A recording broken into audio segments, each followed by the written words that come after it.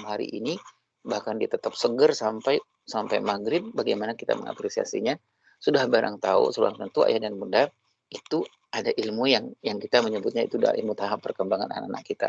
Itu sebagian besar yang dihalangi, yang dihadapi oleh para ayah dan ibu dalam work from home ini, terutama bagi ayah dan ibu yang bekerja di luar. Yang kedua adalah persoalan waktu. Nah, persoalan waktu itu apa halangannya, apa challenge-nya dari ayah dan bunda adalah kita menjadi tidak tahu bagaimana menjadi waktu, membuat waktu yang bermakna dengan anak-anak kita. Karena satu harian itu tiba-tiba menjadi waktu itu nggak jelas. Ini waktu yang pas, yang bermakna, maksud saya tuh gini ayah dan bunda. Waktu bagi anak-anak kita itu kan ada 3 ya. Ada waktu kita bekerja, artinya memang tidak ada hubungan kita dengan anak-anak kita mengerjakan pekerjaan kita. Kemudian ada yang kita sebut dengan waktu sisa. Waktu sisa itu waktu kita bekerja. Yang waktu sisa itu mungkin kita akan tidur, mungkin istirahat, atau mungkin makan, atau ngaso dulu, atau apa. Yang terakhir itu adalah yang berhubungan dengan anak-anak kita menyebutnya waktu yang bermakna. Nah, waktu yang bermakna ini, kalau dulu kita bekerja pergi pagi, pulang sore, pulang malam, waktu bermakna itu jelas. Misalnya, ketika kita pulang ke rumah, maghrib, misalnya kita sudah mandi, sudah semua habis isya, kemudian kita ketemu dengan anak kita, gitu ya, ketemu dengan anak kita, kemudian kita ketemu mungkin hanya sekitar sekitar 5 menit, 10 menit, tetapi anak kita begitu luar biasanya, ya, dia menemukan kedekatan dan kelekatan. Nah, ayah dan bunda, waktu yang bermakna itu nanti akan melahirkan kedekatan dan kelekatan. Kedekat itu secara fisik, lekat itu secara psikologis. Jadi bagi anak-anak kita, waktu yang bermakna itu bagi dia cukup waktu 5 menit, 10 menit, tetapi itu waktu yang sangat berarti bagi dia, bukan bagi kita. Itu waktu yang bermakna. Sekarang kita ada 24 jam dengan anak-anak kita. Kita bingung mana yang waktu bermakna itu.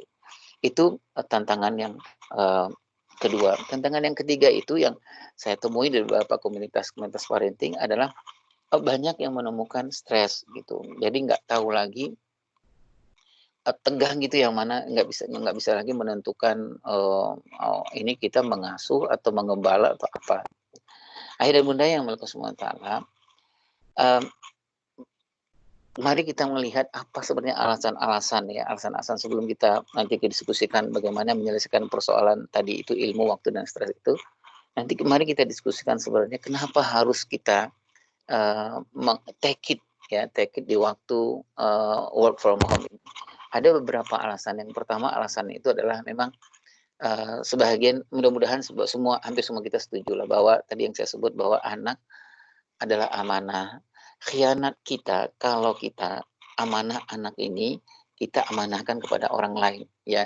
Khianat kita kalau dalam work from home ini, waktu yang Allah sediakan seolah-olah, menurut hemat saya, ini seolah-olah mengkondisikan kepada kita, ini anakmu loh. Kalau selama ini kita bekerja, mungkin sebagian besar kita atau sedikit di kita mengamanahkan amanah ini kepada orang lain. Sama seperti misalnya kita datang ke sekolahan, nah konsepnya datang ke sekolahan itu kan bukan mengamanahkan, memindahkan amanah, tetapi kan kita minta tolong orang membantu kita menjalankan amanah ini.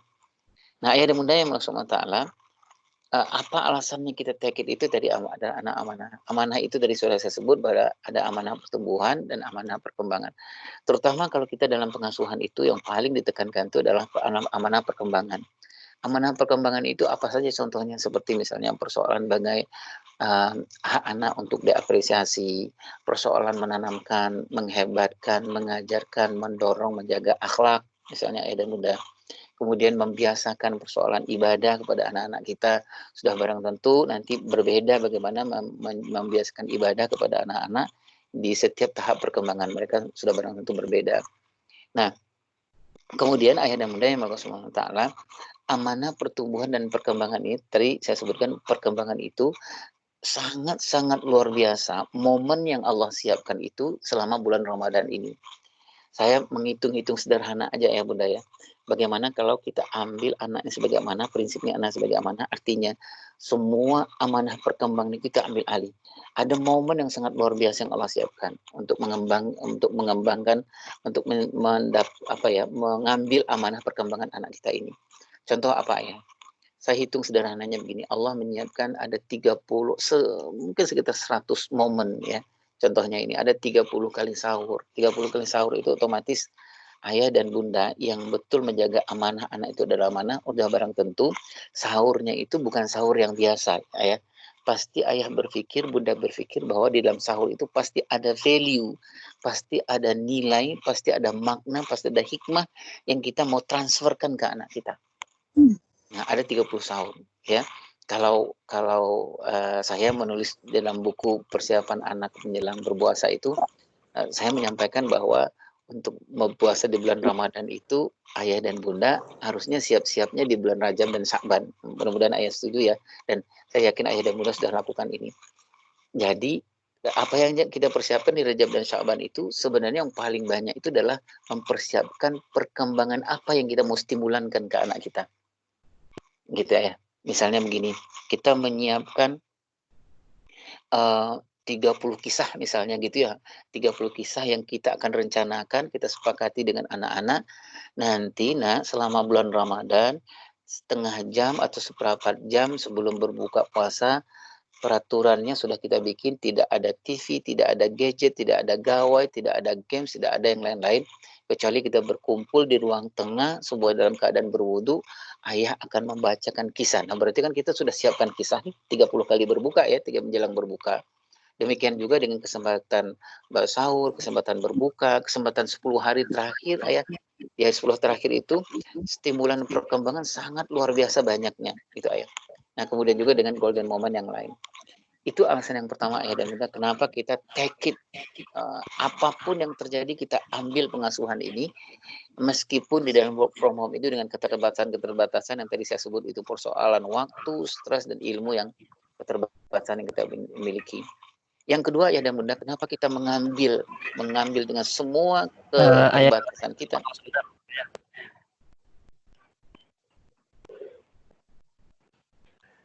Halo ayah. Iya bun. Iya Sat. Ini ada permintaan dari jemaah ini, videonya memang sengaja tidak diaktifkan atau memang belum diaktifkan ya? Saya gatek nih Ustaz, gimana caranya ya mengaktifkan video ya?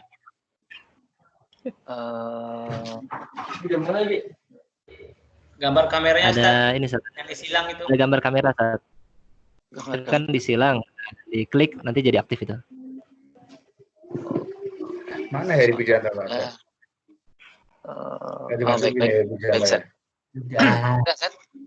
Di samping speakernya di Pijanto yang lagi ngobrol si Irwan Nafi. Sudah saya nyalakan nih San. Nyalakan video masuk, udah muncul San. Oke. Ini tampilannya Pak Basir sedang share. Silakan dinonaktifkan share-nya Pak Abdul Basir.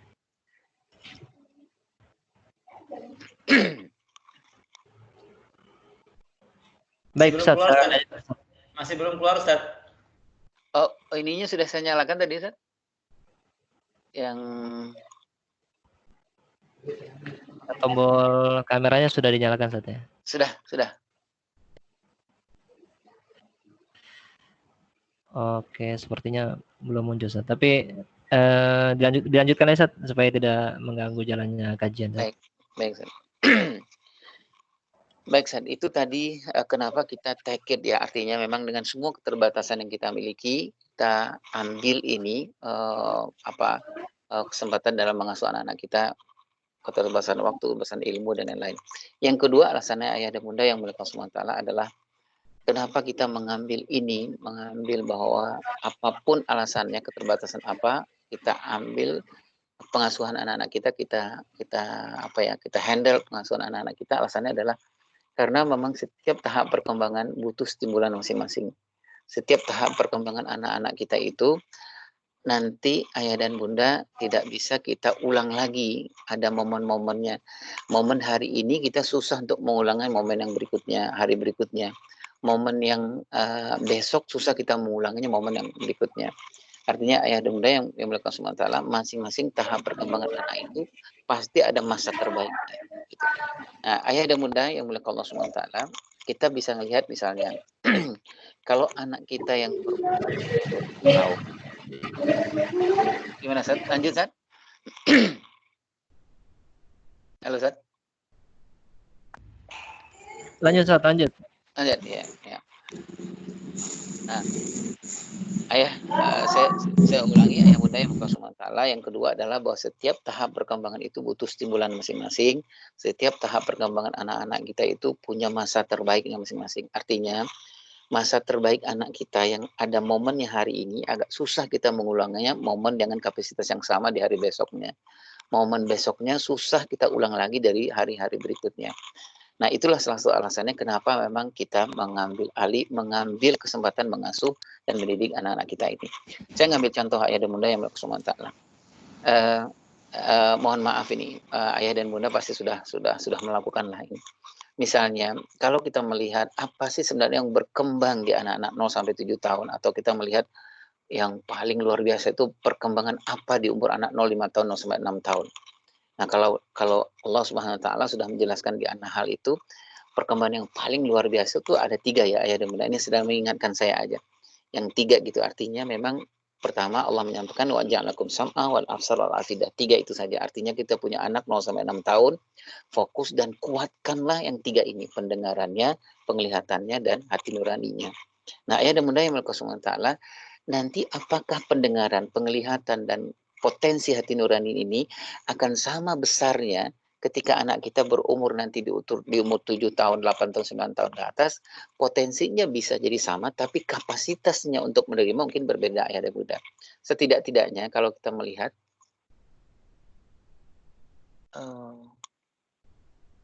saya udah nyalakan videonya tapi belum ini, Zat.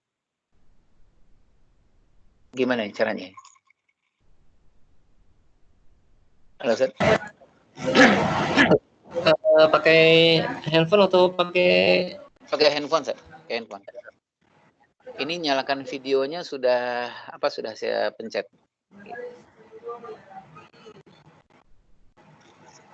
baik, harusnya sudah bisa nyala, Sat.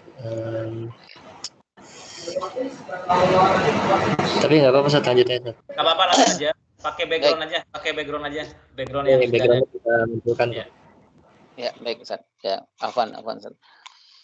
Nah, ayah bunda yang milik Allah Ta'ala, tadi saya sampaikan misalnya di umur 0 sampai 7 tahun, 0 sampai 6 tahun itu adalah masa-masa yang terbaik yang mungkin nggak bisa kita ulangi lagi. Masa yang terbaik itu ketika anak kita melewati umur 6 tahun, 7 tahun, 8 tahun, 9 tahun. Apa yang paling terbaik di umur itu, lagi-lagi saya mohon maaf kalau ini hanya sekedar mengingatkan saja kepada ayah dan bunda. Kalau di umur 6 tahun itu kita kan sepakat dengan pasangan kita, dengan istri kita, jangan pernah main-main dengan 3 hal yang Allah berikan itu. Jangan pernah main-main dengan pendengaran anak kita, jangan pernah main-main dengan penglihatan anak kita, jangan pernah main-main dengan hati nurani anak kita. Nah, artinya ayah dan bunda yang berkata ta'ala, kemampuan potensi dasar yang diberikan Allah SWT, misalnya pendengaran anak. Pendengaran anak di umur itu, di umur range sampai 0 sampai 4 tahun, sampai 6 tahun itu pendengarannya sangat luar biasa. Kemampuan absorpsinya anak itu sangat luar biasa. Bahkan ada para ahli yang menyampaikan kemampuannya itu sampai mencapai 4.000 kata-kata per hari. Itulah sebabnya ayah dan bunda yang berkata ta'ala, anak-anak kita kalau kita mau menghafalkan Al-Quran kepada anak-anak kita di umur-umur itu, sebenarnya nggak usah proses-proses ada metode-metode apa-apa, tapi yang paling penting ayah ibunya tahsinnya benar, sudah tahsin Al-Quran udah nggak ada masalah. Ayah ibunya mau menyampaikan murajaah Al-Quran saja, apa aja yang disebut mana anak akan disimpan, terutama lagi di umur 3 tahun ke bawah. Itulah sebabnya nanti ayah dan bunda yang berkata ta'ala, kalau nanti kita membaca buku-buku tentang bagaimana menerapkan akhlak kepada anak-anak kita, bahkan di persoalan nanti kalau anak kita di umur 10 tahun, umur 12 tahun, agak susah kita menerapkan akhlak, itu salah satu penyebabnya dari sekian banyak penyebabnya itu adalah karena di umur 3 tahun, khususnya di umur 3 tahun, 4 tahun, ada kemungkinan besar anak-anak kita mengalami trauma yang sangat luar biasa. Trauma yang mana? Trauma di pendengaran, penglihatan, hati nuraninya ini. Jadi ayah dan bunda, saya menggambarkan dan menasihati diri saya, begitu luar biasanya potensi ini, yang tadi saya sebut dengan itu, masa yang terbaik ini nggak akan datang lagi ke masa-masa berikutnya. Kemampuan scanning di mata anak, penglihatan anak kita juga sangat luar biasa. Nah ayah, ini adalah satu alasan kenapa, yang tadi saya bilang, keterbatasan kita menjadi nggak ada masalah, kenapa kita mengambil alih pengasuhan di work from home ini, meskipun kita stresnya luar biasa, tapi kita ngambil alih, terutama adalah persoalan perkembangannya. Tadi sudah sampaikan ayah dan bunda di umur 0, 6 tahun, seperti apa dahsyatnya Allah memberikan kepada anak kita. Demikian juga dengan umur nanti di umur 7 sampai umur 14 tahun sampai 15 tahun. Nah, ayah dan bunda yang melakukan subhanahu wa ta'ala di dalam ilmu pengasuhan itu, di Tarbiyatul Aulad Islamiyah itu, di dalam rentang waktu 0 sampai 15 tahun itu ada 2 kesempatan yang Allah berikan kepada kita. Ada di antara umur 6 sampai 7 tahun, ada di umur 14 sampai 15 tahun. Nah, di umur itu, di umur 6 sampai 7 tahun itu kita menyebutnya dengan masa restrukturisasi yang pertama, dan di umur 14-15 tahun itu ada masa restrukturisasi yang kedua. Apa maksudnya restrukturisasi yang pertama ini? Restrukturisasi yang pertama itu adalah saat dimana nanti kita akan ngecek apa saja yang belum kita berikan kepada anak-anak kita, terutama menyangkut yang 3 ini, penglihatan, pendengaran, penglihatan, dan hati nurani. Demikian juga dengan restrukturisasi yang kedua di umur 14 sampai 15 tahun. Ayah muda yang dimuliakan subhanahu wa ta'ala, tadi saya sudah sampaikan begitu luar biasanya di setiap tahap perkembangan itu ada masa-masa terbaik, ada potensi yang terbaik yang Allah berikan. Nanti di umur 7 tahun, di umur 7 sampai 14, 8 sampai 15 tahun, kita sama-sama melihat bagaimana Nabi Ibrahim alaihissalam menggambarkan di Allah menggambarkan di As-Saffat 102 itu bagaimana potensi anak yang range umurnya sekitar umur 9-14 tahun itu seperti apa luar biasanya. Yang pertama, ayah dan bunda yang berkesumbang 8 sampai 15 tahun itu ada potensi yang sangat luar biasa, yaitu potensi anak-anak kita sangat membutuhkan otoriti dari kedua orang tuanya. Artinya apa? Anak-anak kita di umur itu sedang membutuhkan skill bagaimana dia bisa berpikir, menganalisa, dan memutuskan. Sampai Nabi Ibrahim mengatakan kepada Nabi Ismail bahwa ayah bermimpi Allah menyuruh menyembelihmu. Kemudian Nabi Ibrahim menyampaikan kepada anak beliau, kepada Nabi Ismail, maka fikirkanlah apa pendapatmu. Ini adalah satu isyarat kepada kita yang punya anak 8 sampai 15 tahun, 7 sampai 14 tahun, bahwa potensi kemampuan berpikir, menganalisa, dan memutuskan itu sangat luar biasa.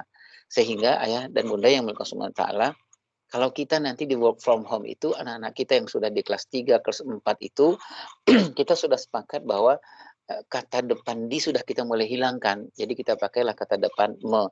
Artinya tidak lagi kita sering anak-anak kita tuh disuapkan, dimandikan, ya, dan lain kata di. Tetapi dia sudah kita rubah menjadi me. Dan yang terbaik melakukan ini, coach yang terbaik melakukan ini adalah ayah dan ibunya. Nah, saya melihatnya ayah dan ibu, kenapa kita harus take it ini di work from home ini, walaupun ayah dan ibu terbatas, ambil alih ini. Kenapa?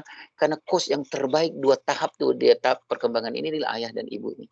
Anak-anak akan merasa bersyukur sekali yang mengajarkan otoritas kepada anak itu, mengajarkan ketegasan-ketegaan kepada anak itu yang berumur 7-14 tahun adalah ayah, adalah ibunya.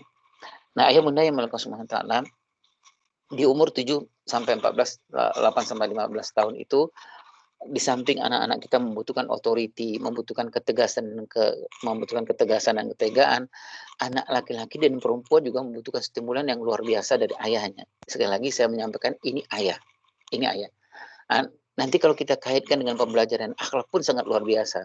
Karena apa? Tokoh yang paling hebat, bukan saya menisbikan, menafikan peran dari ibu, tapi tokoh yang paling luar biasa untuk menerapkan, mengenalkan, dan menjaga akhlak itu adalah tokoh ayah. Nah, ya bunda, anak-anak kita di umur ini yang paling juga dibutuhkan adalah anak laki-laki, membutuhkan kelaki-lakian yang luar biasa, anak perempuan membutuhkan stimulan keperempuanan yang sangat luar biasa. Siapa tokoh yang dibutuhkan oleh dua anak ini, anak laki-laki dan perempuan, adalah ayahnya. Nah, di masa work from home inilah ayah dan bunda kita hidup 24 jam dengan anak-anak kita bisa memanfaatkan bagaimana mengajarkan kelaki-lakian buat anak-anak 7, 14 tahun, 8 sampai 15 tahun, bagaimana mengajarkan keperempuanan, kewaludan kepada anak perempuan kita di umur 7 sampai 14 tahun atau 8 sampai 15 tahun. Seperti yang ayah bunda ketahui bahwa kelaki-lakian itu yang paling hebat itu, kelaki-lakian itu salah satu cirinya yang di level pertama itu adalah persoalan spiritualitas, ya. Jadi kelaki-lakian itu dilihat sebagai seorang sebagai laki-laki, dia itu dilihat dari tingkat pertama spiritualitasnya. Nah, ini momen, apalagi ini bulan Ramadan, momen di mana ayah mengajarkan kelaki-lakian terutama persoalan spiritualitasnya. Ayah dan bunda yang milik Allah Subhanahu wa taala, nanti ayah, bagi apa yang harus kita lakukan, ayah dan bunda, kalau kita sudah sepakat bahwa kita mengambil ini kesempatan yang Allah berikan ini, take it, mengambil amanah pengasuhan pada anak-anak kita. Nah, apa yang harus kita lakukan? Ini hanya sekedar tips saja, ayah dan bunda, juga tips buat saya sendiri sebenarnya.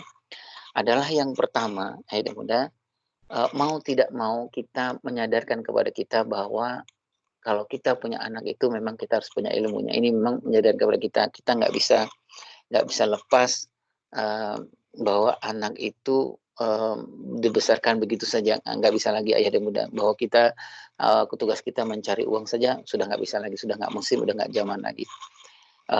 Kenapa kita butuh ilmu? Karena antara pertumbuhan dan perkembangan anak-anak kita itu memang membutuhkan keselasan yang luar biasa. Kenapa kita harus punya ilmu? Karena salah satu target kita dalam mengasuh dan mendidik anak-anak kita itu adalah usia biologis anak kita itu jangan terlalu maju dari usia psikologisnya. Kalau kita merujuk kepada sirah Nabi, kalau kita melihat kepada para imam, para sahabat-sahabat membesarkan anak beliau, salah satu identifikasi keberhasilan mengasuh dan mendidik anak-anak itu adalah ketika usia psikologisnya lebih maju dari usia biologisnya. Dan masa di work from home ini, masa di bulan Ramadan ini adalah masa yang sangat luar biasa. Luar biasa bagi ayah dan bunda untuk apa? Untuk menambah perkembangan stimulan psikologis anak-anak kita, sehingga stimulan psikologis anak kita usia psikologisnya lebih berkembang dari usia biologisnya. Nah, ayah dan bunda yang berkata ta'ala, selama ini yang ada adalah yang saya alami selama hampir 25 tahun menjalani menjalani dan mendampingi di dunia parenting ini, saya menemukan kecuali anak dari ayah dan ibu ini KBT, saya menemukan banyak anak-anak kita yang usia biologisnya lebih maju dari usia psikologisnya. Jadi pertumbuhan anak-anak kita itu secara fisik jauh lebih dahulu dari pertumbuhan psikologisnya. Anak-anak kita kelas 4 SD umur 9-10 tahun itu umurnya sudah 9-10 tahun, fisik sudah bertambah luar biasa besarnya, tetapi dia tidak menggambarkan seperti apa anak-anak umur psikologis umur 9 tahun, 10 tahun. Apalagi kalau kita merujuk kepada Anas bin Malik, merujuk kepada Usamah, merujuk kepada Zaid bin Sabit, dan lain-lain. Apa yang harus kita lakukan tadi? Yang pertama adalah ilmu, ayah dan bunda ya. Jadi mutlak ini, ayah dan bunda, mudah-mudahan hikmahnya terutama buat saya ini, bahwa ternyata nggak bisa lagi membesarkan anak-anak kita tanpa ilmu pengetahuan, terutama tahap perkembangan anak-anak kita. Yang kedua adalah ayah dan bunda, waktu, persoalan waktu. Artinya ayah dan bunda yang melakukan Allah SWT, kalau kita melihat kepada beberapa hasil penelitian, ayah dan ibu yang bekerja, mohon maaf ini mungkin ayah bunda lebih tahu dari saya.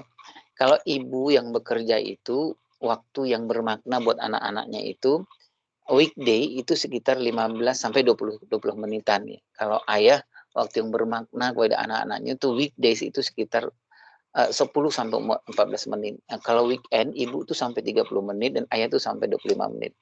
Artinya apa ayah dan bunda? Kita sedang berkompetisi betul dengan orang lain atau lembaga yang lain yang melingkupi sekitar anak kita, yang memperebutkan pengasuhan anak kita. Apa yang diperebutkan itu ya anak kita, pengasuhan anak kita.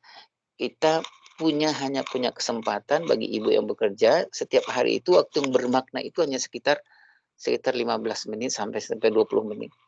Waktunya kapan? Mungkin waktu kita pulang, waktu mungkin kita nelpon ke anak-anak kita. Nah, artinya apa ayah dan bunda? Ketika di work from home ini yang waktunya ada 24 jam. Kita mau kapan saja mau ngomong sama anak kita, bisa kita ngomong sama anak kita. Kapan saja kita mau berinteraksi dengan anak kita, bisa interaksi dengan anak kita. Nah, ayah dan bunda, bagaimana waktu yang 24 jam ini kita jadikan waktu yang berkualitas, waktu yang bermakna. Nah, antara waktu dan ilmu memang kaitannya sangat luar biasa ayah dan bunda. Kita pengen menjadikan hubungan dengan anak kita itu waktu yang bermakna, agak susah kalau menjadikan waktu yang bermakna kalau kita nggak punya ilmunya tentang anak-anak kita. Tadi saya sampaikan ayah dan bunda, pasti ada perbedaan membangunkan anak sahur di umur anak 6 tahun pasti berbeda dengan anak-anak umur 10 tahun. Pasti berbeda dengan anak-anak umur 15 tahun. Apalagi ayah, memberikan tugas kepada anak-anak ya, waktu berbuka puasa kepada anak-anak umur 6 tahun, kepada anak umur 12 tahun, kepada anak-anak 18 tahun pastilah berbeda. Nah, itulah sebabnya ayah dan bunda agak susah kita membuat waktu yang bermakna itu. Waktu yang bermakna ini gini ayah dan bunda, sederhananya waktu bermakna itu adalah bermaknanya buat anak-anak ya, bukan buat kita. Jadi interaksi kita dengan anak itu pastikan bermaknanya buat anak, bukan buat kita. Nah itu namanya waktu bermakna. Nah berikutnya ayah dan bunda yang melakukan sementara adalah apa yang harus kita lakukan di work from home ini, ketika kita memutuskan take pengasuhan ini, kita ambil pengasuhan ini, nggak boleh ada orang lain, ini kesempatan dari Allah Subhanahu Wa Taala. Apa yang harus kita lakukan lagi? Ayah bunda nggak usah berpikir sempurna, ya. Misalnya begini ayah, anak kita tiba-tiba dia bilang, ya boleh nggak ayah cerita tentang Nabi Nuh? Ayah nggak usah berpikir, oh sebentar ya nak, bisa nggak ditunda bangsa 3 hari? Ayah mau ikut pelatihan online dulu tentang bercerita, berkisah gitu. Nggak usah ya. Misalnya ayah ada anak bilang, ya boleh nggak ayah? Gimana sih waktu Rasulullah dengan ayahanda Abu Bakar itu hijrah? Gimana sih gitu? Ayah nggak usah berpikir bahwa, waduh saya nggak bisa cerita nih, saya nggak bisa role play nih, nggak usah berpikir gitu ayah. Begitu juga dengan ibu. Apa yang harus ayah lakukan?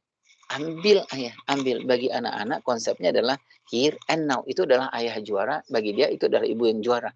Ibu yang dasar, ayah yang dasar gitu. Ambil aja. Nah, kenapa kita harus ngambil? Karena anak-anak, khususnya bagi anak-anak yang 12 tahun ke bawah itu, mohon maaf ayah, mungkin hanya sekedar mengingatkan saya, bagi anak-anak itu dia nggak peduli what ayah. Dia nggak akan melihat bahwa ayah ini pencerita pengkisah terbaik nggak gitu. Bagaimana pace controlnya, bagaimana bahasa tubuhnya, bagaimana mimiknya. Anak-anak kita nggak peduli dengan itu. Tapi yang lebih dia pedulikan adalah persoalan how-nya. Gitu. Bagaimana ayah mendeliverikan gitu ayah. Bagaimana ayah bercerita. Nggak usah ayah, misalnya kalau ayah nggak bisa mendedukan suara-suara, nggak usah ayah. Ayah jadi diri sendiri aja. Itu yang penting bagi anak itulah cara ayahnya, khas cara ayah. Itu yang dipentingkan anak-anak kita. Jadi ayah dan bunda ini melapangkan kita, meringankan kita dalam mengambil, mengasuh dan mendidik anak-anak kita di waktu work from home ini. Anak-anak nggak menuntut sempurna dan jangan ayah berusaha untuk sempurna karena nggak ada juga yang sempurna dan nggak perlu ditunda-tunda. Karena apa? Karena tadi anak-anak nggak membutuhkan, nggak melihatkan what, tapi dia melihat kepada how. Bahkan ayah mungkin agak lebih ekstrim saya menyampaikan, ada tahap tertentu anak-anak kita yang nggak melihat konten gitu, dia nggak melihat konten gitu ya, karena dia udah tahu tentang Nabi Nuh itu, dia tahu lebih hebat ibu gurunya, dia udah tahu kok Nabi Nuh kapalnya sebesar apa, tapi apa yang dia butuhkan dari ayahnya itu adalah ayahnya itu meroleplaykan, ayah itu bergerak, yang dia cintai dari ayah itu adalah tangan ayahnya lucu mencontohkan kapal. Nah itu yang dia simpan sama anak kita di dalam bawah sadarnya dia. Itu yang bertahan 10 tahun ke depan bahwa ayahku adalah seorang pengkisahnya hebat. Sebenarnya bukan hebat-hebat banget karena bagi anak kita kalau dihitung cara berkisah yang baik kita nggak ada apa-apanya. Tapi hebatnya anak-anak Allah menciptakan bagi ayah dan ibu itu dia nggak menuntut sesuatu yang sempurna dalam tanda petik ya. Ayah. Kemudian yang terakhir ayah bunda yang melakukan semua ta'ala, apa tips kita dalam mengasuh mendidik anak di work from home ini? Tadi yang pertama sudah ada ilmu. Ya, ilmu ini ayah dan bunda mohon maaf nggak usah mencari secara, oh itu anak saya umur 7 tahun, apa gitu perkembangan ininya, nggak usah. Ambil aja yang paling gampang. Misalnya gini, mohon maaf saya agak kembali ke atas. Paling gampang 0 sampai 7 tahun itu ada yang berkembang apa? Yang pertama, anak itu mudah berubah. Itu ayah, ya mudah berubah.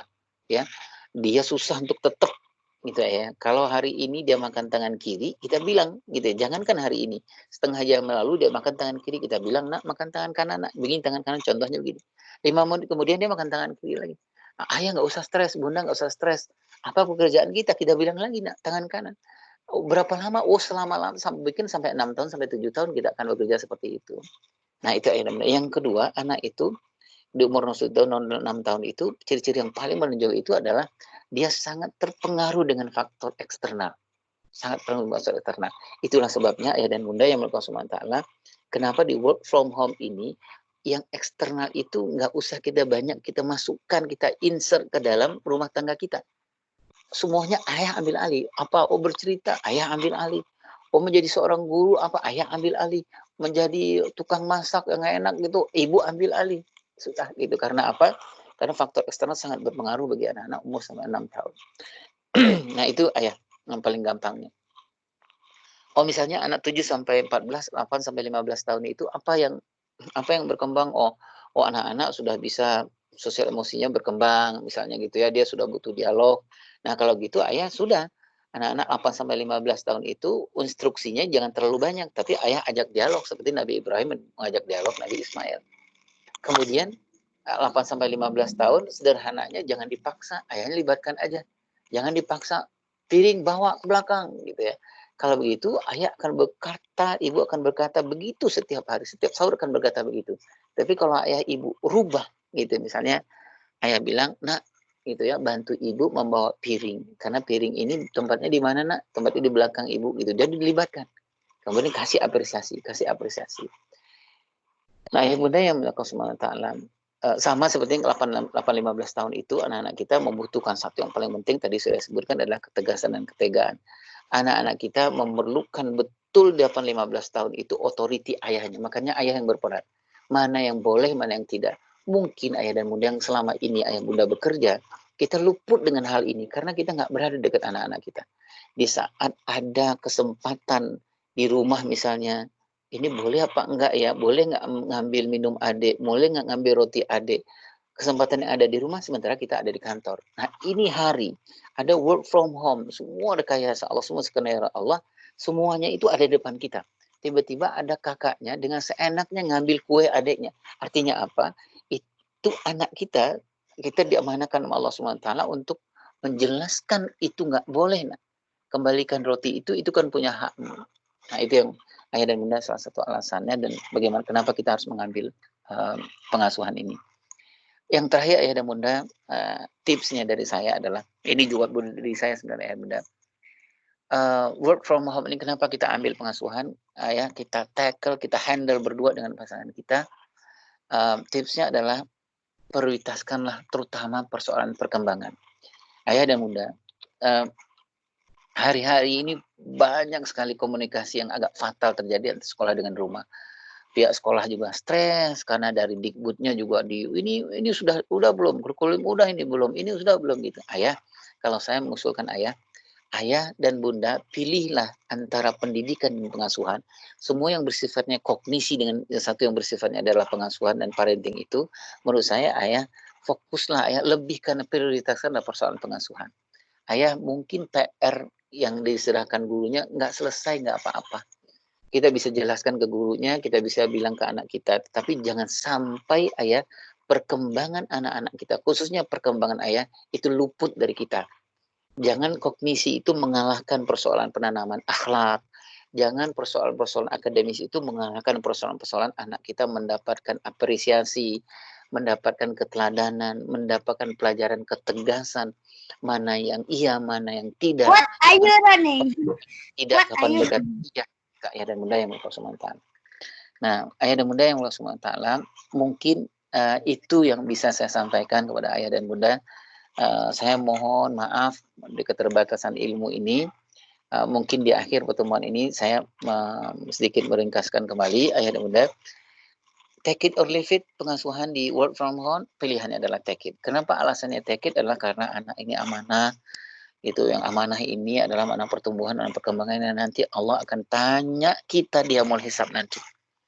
Anakmu siapa yang banyakin baca Al-Quran ke anakmu, karena di umur anakmu 0-6 tahun itu perkembangan pendengarannya sangat luar biasa, perkembangan penglihatannya sangat luar biasa. Siapa yang mengenalkan Rasulullah ke anakmu, itu sebabnya alasannya kenapa kita take it di work from home ini dengan semua keterbatasan, dengan semua banyak hal yang kita nggak punya atau kita terbatas mempunyainya, baik ilmu maupun itu waktu.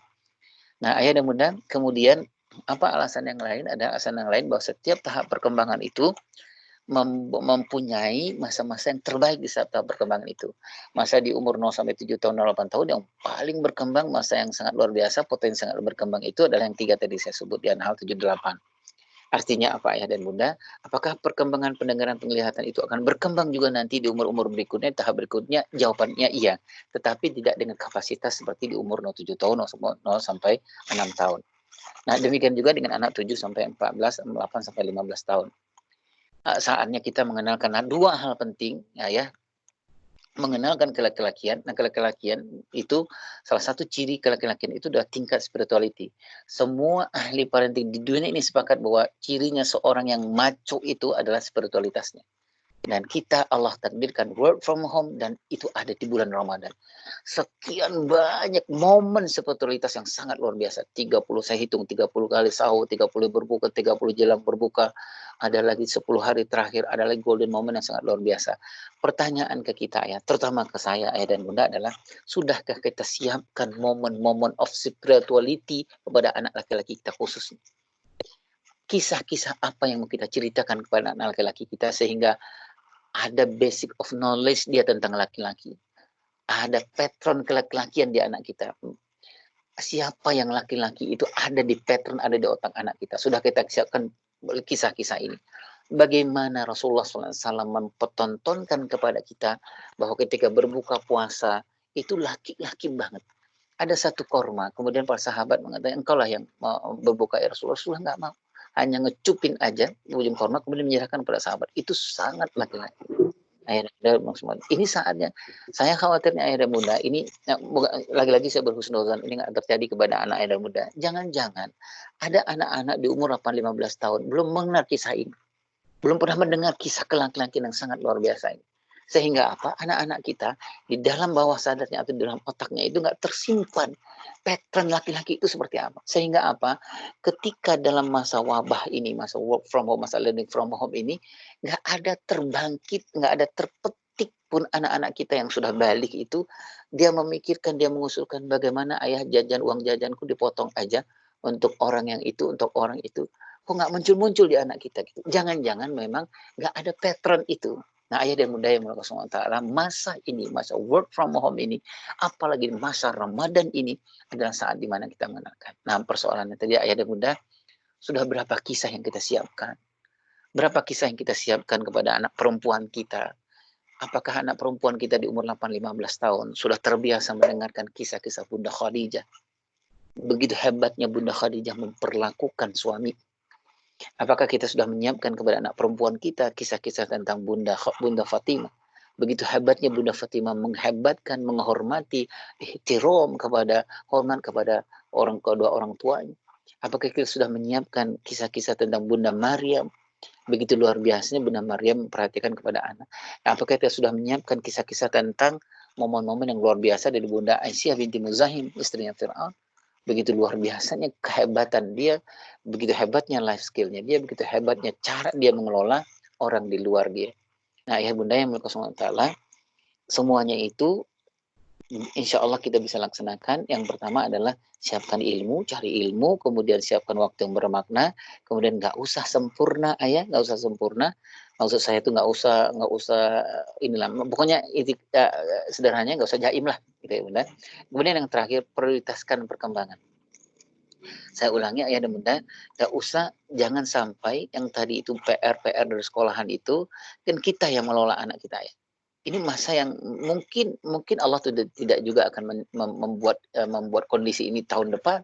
Ini tahun di mana memang momen yang sangat luar biasa. Jangan sampai ayah dan bunda yang tadi itu, yang kognisi itu melebihi momen-momen pengasuhan yang kita lakukan. Ayah dan bunda, itulah yang mampu saya sampaikan dari kesederhanaan ilmu yang saya punya, bukan ilmu yang hanya sharing saja, ayah dan bunda. Kalau nanti ada yang mau ditanyakan, mampu saya jawab. Kalau nggak mampu, izinkan saya mencari orang yang mampu, saya tanya kepada orang yang mampu, nanti saya sampaikan jawabannya kepada ayah dan bunda. Saya minta maaf sekali lagi, dan minta ampun kepada Allah Subhanahu wa taala. Wabillahi taufiq. Assalamualaikum warahmatullahi wabarakatuh. Waalaikumsalam warahmatullahi wabarakatuh. Jazakallahu khair untuk Ayah Irwan Renaldi yang telah menyampaikan materi berkaitan dengan peran pengasuhan di periode WFH atau di bulan Ramadan ini. Baik Ustaz, ada pertanyaan yang akan disampaikan oleh saudara kita yaitu Ustaz Ibnu. Pak Ibnu, silahkan disampaikan Pak Ibnu pertanyaannya. Baik, Assalamualaikum warahmatullahi wabarakatuh Pak Ustaz. Ayah aja Ustaz, saya iya ayah baik, ayah Ustaz ya. Masya Allah, iya. Baik, ayah, begini ayah, saya mau tanya mengenai masalah pesantren ayah. Yes. Bila mana kita bisa memasukkan ke pesantren ataupun mungkin ada semacam guidance lah, kapan kita harus memasukkan atau kapan tidak memasukkan anak kita ke pesantren. Iya, Yang kedua, mengenai usia psikologis dan biologis tuh, waduh, Masya Allah itu keren sekali, Ayah. Jadi memang kayak sekarang orang sudah besar masih banyak yang main game gitu ya. Itu mungkin biologisnya kecepatan gitu ya, dibanding psikologisnya. Nah, mungkin kalau ada, Ayah, ada nggak buku-buku rekomendasi untuk meningkatkan usia psikologis anak itu? Itu aja, Ustaz. Iya. Ayah, Baik, makasih. Assalamualaikum warahmatullahi wabarakatuh. Waalaikumsalam, Ustaz. Saya mohon maaf ini, kok gambar saya nggak muncul ya, apa handphone ya? Tapi nggak apa-apa lah, Ustaz ya. Ya, Ustaz, saya mencoba menjawab, Ustaz, ya, pesantren. Jadi memasukkan anak ke pesantren itu kalau saya, Ustaz, kapan aja silakan, gitu, Ustaz ya. Kapan aja silakan. Yang paling utama itu menurut saya adalah persiapkanlah umur fondasi, Ustaz. Umur fondasi itu adalah umur yang mungkin orang sering menyebutnya di umur 6 tahun, 0-7 tahun, itu umur fondasi. Umur di mana memang ibarat kita sedang membangun rumah gitu ya, itu bagian fondasinya. Jadi kalau fondasinya kukuh, insya Allah bangun ke atas mau berapa tingkat juga nggak ada masalah gitu. Nah, kalau saya, Ustaz, kapan mengandung anak ke pesantren itu terserah kapan saja, masing-masing kita punya alasan. Nah, tapi yang perlu kita persiapkan itu beberapa hal. Yang pertama tadi adalah kalau boleh umur di umur 05 tahun, di umur 06 tahun itu di umur di mana sentra anak itu ada di ayah ibunya gitu ya. Bahkan ayah dan bunda yang taala, saya mohon maaf ini mungkin agak sedikit ekstrim ya. Di umur 06 tahun itu, 0 sampai 4 tahun, 0 sampai 5 tahun lah. Sebenarnya ya, nggak usah beli mainan yang banyak juga nggak apa-apa gitu ya. Karena apa? Karena memang pusatnya itu harus ke ayah ibunya. Harusnya adalah kopiah ayahnya itu bisa menjadi pesawat, menjadi kapal sebenarnya ayah gitu.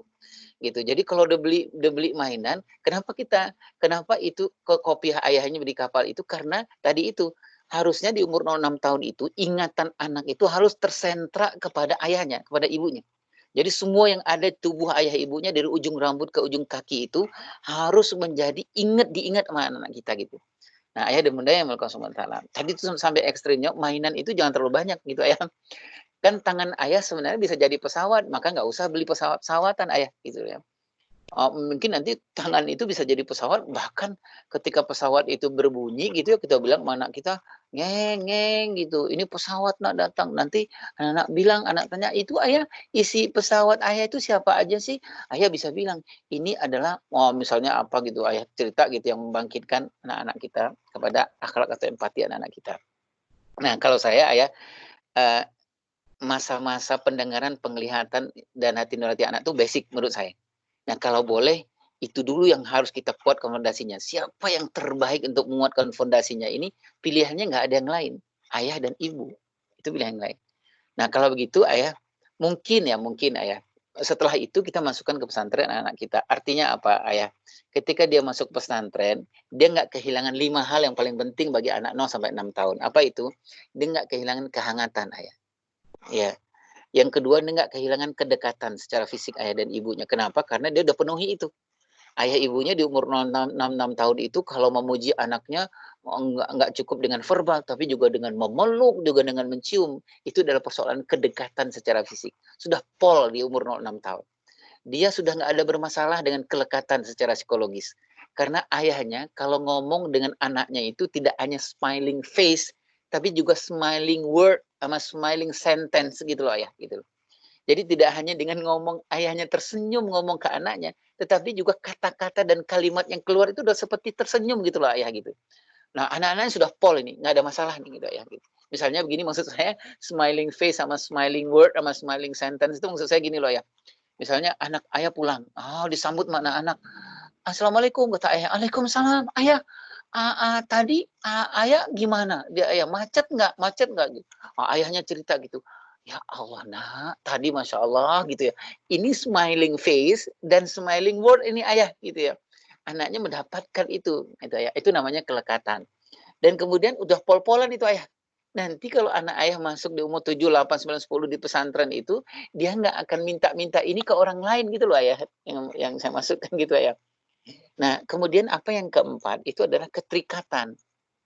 Keterikatan itu adalah ayah, dia begitu banyak hal gitu di dalam kehidupannya, itu terikat dengan ayah dan ibunya.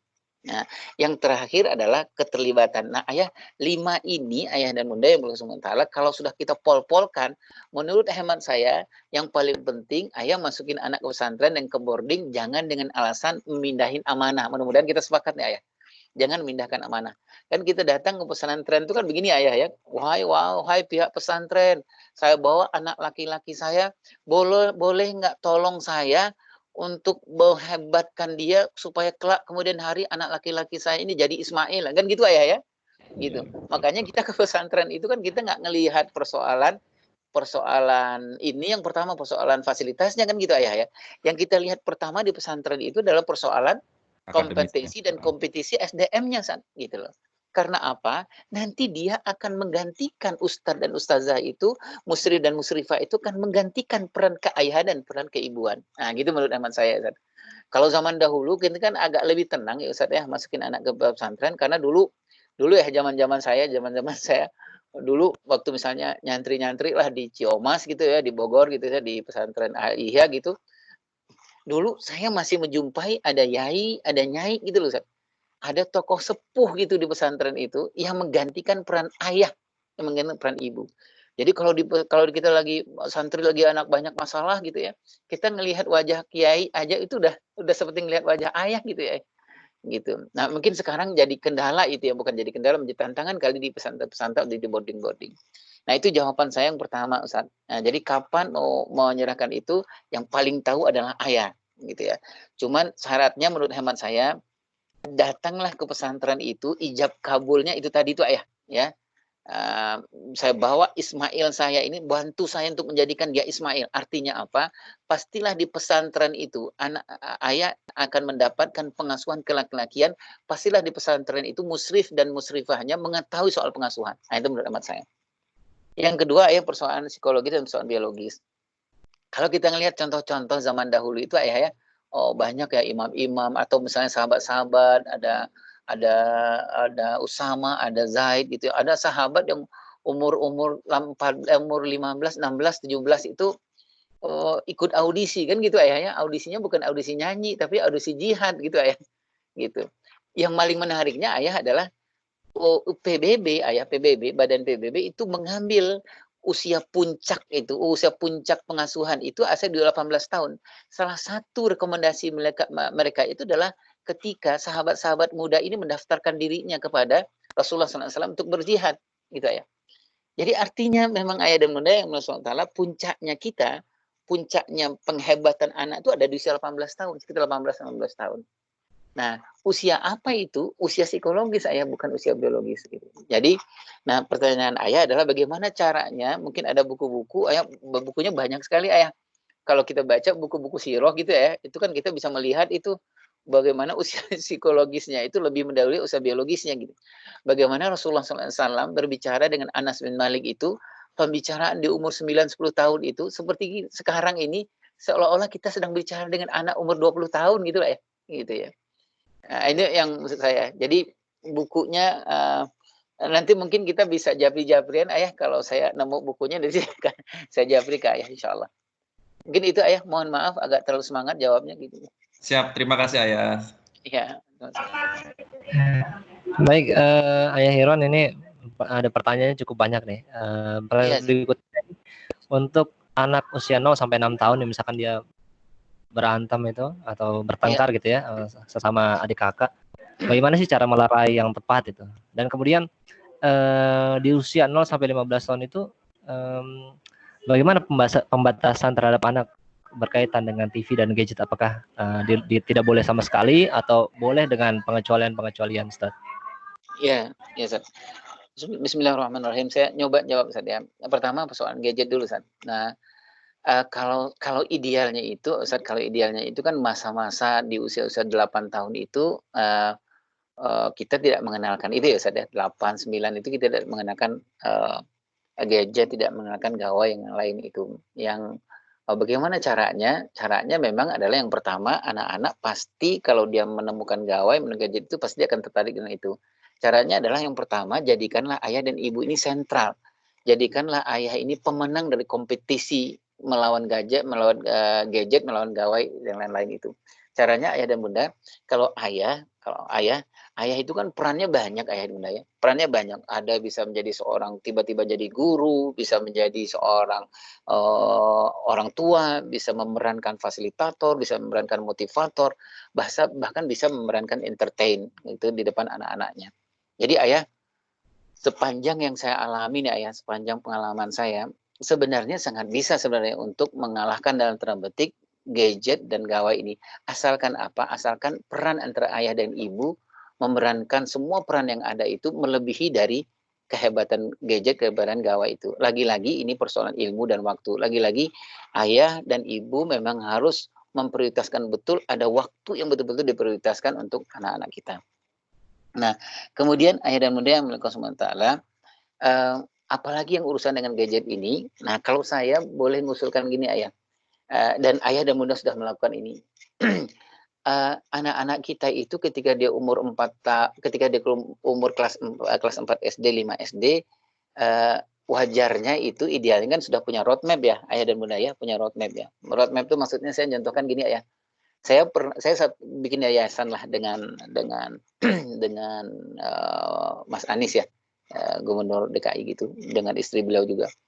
Suatu hari itu saya mendapati anak beliau yang waktu itu di SD terakhir ya, itu kisahnya begini. Jadi waktu itu saya diskusi sama anak beliau, satu yang paling menarik itu singkat ceritanya, anak beliau, saya tanya gini, Bang, cita-cita apa Bang? Anak beliau bilang, Om Irwan boleh nggak usah tanya cita-cita sama saya. Oh, saya bilang, jadi tanya apa?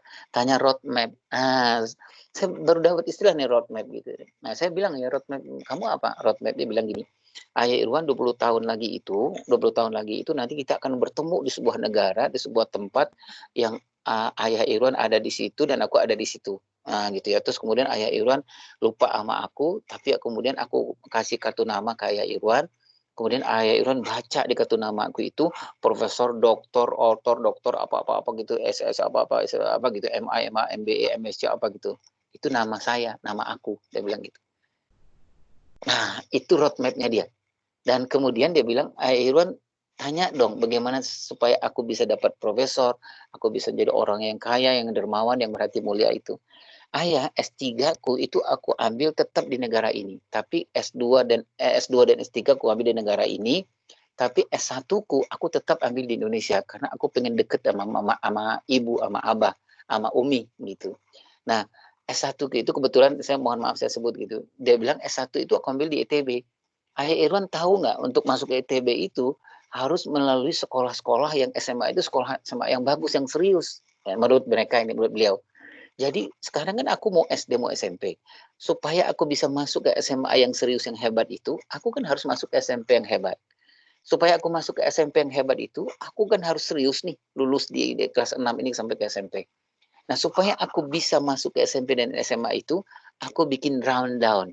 Nah, itu yang saya maksud dengan round down, ayah. Nah, round down ini, ayah, sepanjang saya bekerja di dunia pengasuhan ini, rundown ini adalah salah satu obat mujarab untuk menisbikan atau menafikan atau meminimalkan pengaruh dari gadget pada anak-anak kita, khususnya di umur 12 tahun ke bawah. Khususnya lagi adalah di umur anak-anak kita kelas tinggi, kelas 4 SD sampai kelas SMP. Apa itu rundown? Rundown itu adalah kesepakatan yang kita bikin sama anak-anak kita, daily activity yang kita bikin sekali 15 hari kita ketemu dalam family meeting dengan anak-anak kita. Nah, kita menyepakati rundown itu apa. Nah, kenapa kita lebih gampang membuat rundown ini? Gitu karena memang anak-anak kita itu datang dari anak-anak kita. Kenapa datang dari anak-anak kita? Karena dia akan memenuhi roadmap hidupnya dia. Jadi itu datang dari dia. Nah, rundown itu seperti apa? Oh, ada waktu bermain bola misalnya gitu. Ada waktu untuk misalnya, misalnya bunda, ayah masih mengizinkan main games misalnya itu. Ada waktunya, ada. Tetapi itu kita sepakati berapa waktunya gitu ya. Dan itu ada di rundown. Nah, ayah, sedikit kesimpulan dari saya. Pertama, persoalan roadmap dan rundown itu menurut saya, mudah-mudahan ayah sudah lakukan ini, tetapi di berbagai penelitian roadmap dan rundown ini salah satu obat mujarab untuk menyelesaikan persoalan gadget dan gawai. Nah, kemudian kenapa ini ayah, mohon maaf, rundown ini karena anak-anak kita di umur-umur itu, ayah dan bunda yang Allah Subhanahu wa taala, itu kan kalau anak laki testosteron itu berkembangnya 800%. Itu obat yang paling hebat adalah anak sibuk. Anak sibuk, harus banyak pekerjaan, harus banyak yang dia kerjakan. Kalau enggak nanti dia akan bermasalah dengan hormon kelaki-lakiannya. Nah, kemudian kalau ada anak kita 06 tahun berselisih gitu. Nah, yang pertama itu ayah mungkin adalah persoalan biologisnya dulu ayah pisahkan dulu gitu, pisahkan dulu ayah gitu. Dan kemudian yang paling penting itu adalah sebenarnya anak-anak itu kenapa dia sebenarnya dia baik, dia mau ngambil mainan adiknya misalnya begitu ya. Sebenarnya dia mau ngambil sebenarnya baik sebenarnya, tapi dia ngambilnya dengan menyentak gitu. Nah, apa itu sebabnya? Di umur 06 tahun itu ada dua hal yang harus setiap anak kita bermasalah. Ada sibling antara anak kita itu, sebenarnya dia mengingatkan kita kepada dua masalah. Satu, kenalkanlah wahai ayah dan bunda kepada anak-anakmu apa judul perasaan gitu ya. Misalnya begini, kalau anaknya nangis, adiknya nangis. Nah, kita bilang, adik kenapa nangis? Kadang-kadang anak di umur itu dia nggak tahu apakah dia kecewa atau dia sakit atau dia marah atau apa. Bisa jadi ketika kakaknya ngambil mainan itu sebenarnya nangisnya bukan karena sedih, tetapi karena apa? Karena kakaknya nginjek kakinya, dia sakit. Nah, anak-anak kita nggak terlalu banyak punya kosa perasaan. Nah, itulah saat kita mengenakan kosa perasaan. Buat apa nanti ayah dan bunda? Nanti ketika dia mulai besar, ada lagi sibling rivalry itu, dia bisa nanti mengungkapkan kepada ayah, kepada kakaknya bahwa aku kecewa, ini punyaku, gitu lah ya. Nah, bunda. Kemudian yang kedua, ketika anak dalam keadaan sibling rivalry itu, yang kedua yang harus kita kenalkan adalah cara mengekspresikan. Nah, misalnya nih, si abangnya itu pengen banget gitu ya untuk ngambil mainan adiknya, bukan untuk dia miliki, tapi dia mau bilang ke adiknya, ini loh cara megangnya gini loh gitu. Tapi si abang nggak punya cara mengekspresikan perasaannya. Si abang nggak punya cara untuk menunjukkan bahwa aku ingin berbuat baik. Ekspresi itu nggak ada, kosa ekspresinya kurang.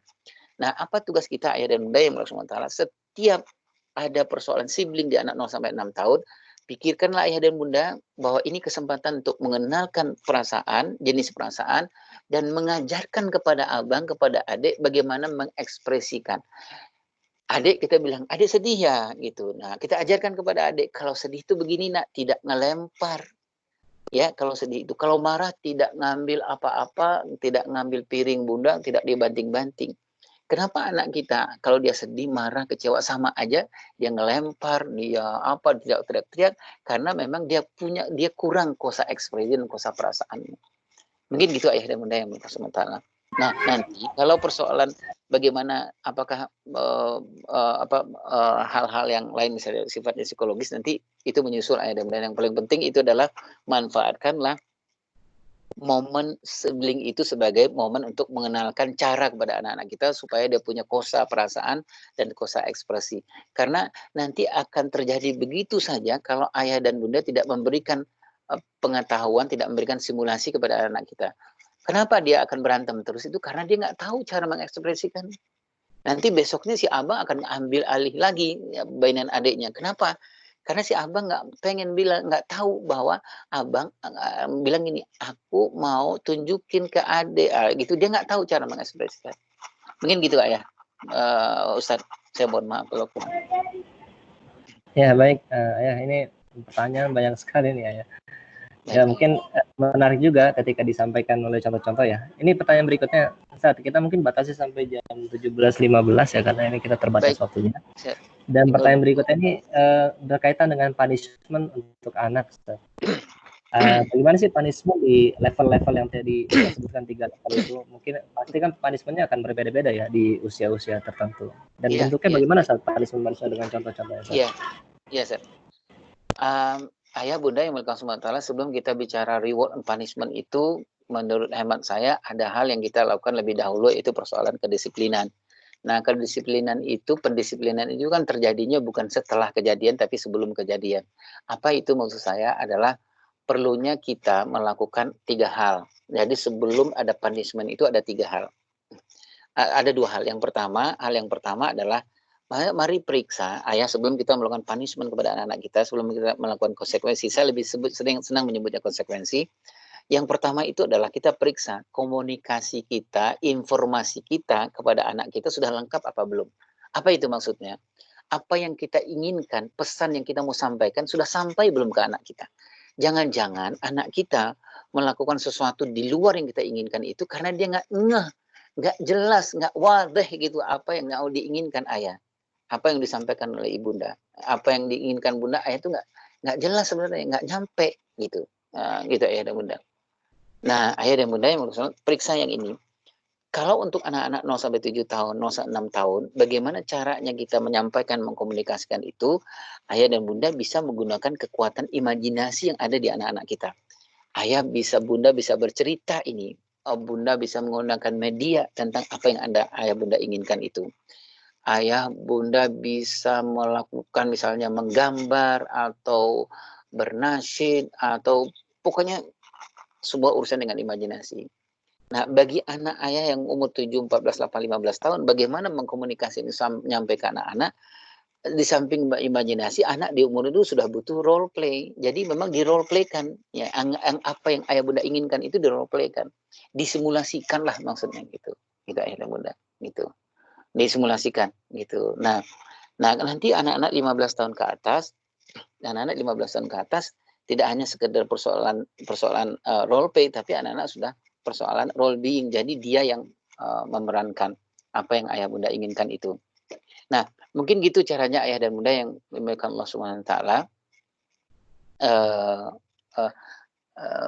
Bagaimana kita memberikan punishment dan reward.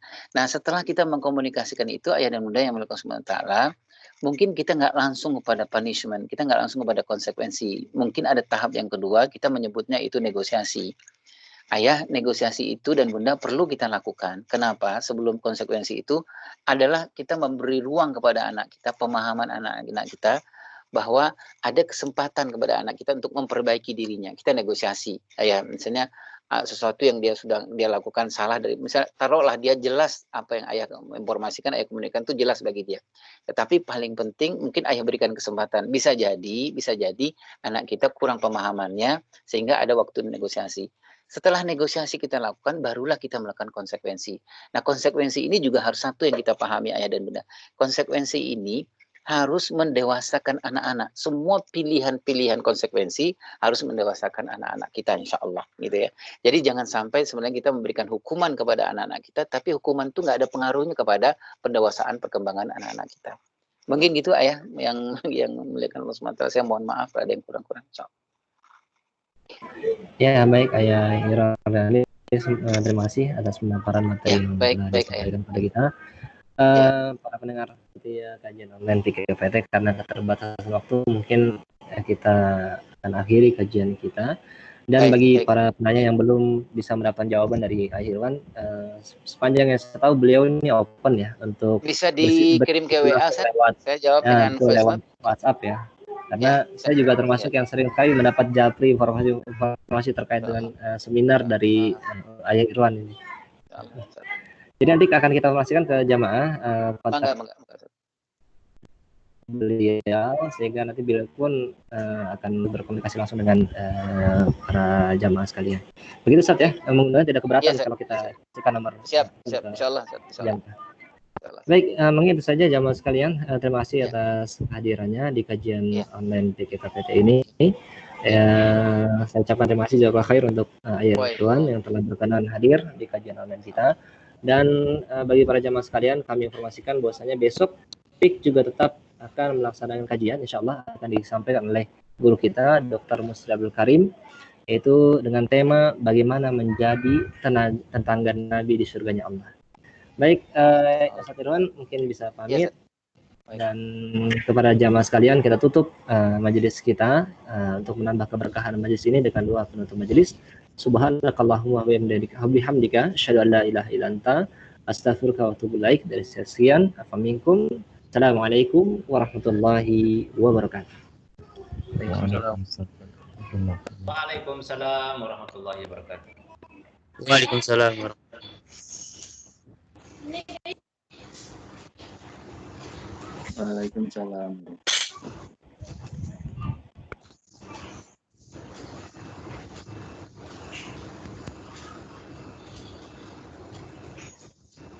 Insya Allah nanti rekaman akan kita informasikan ya jamaah sekalian.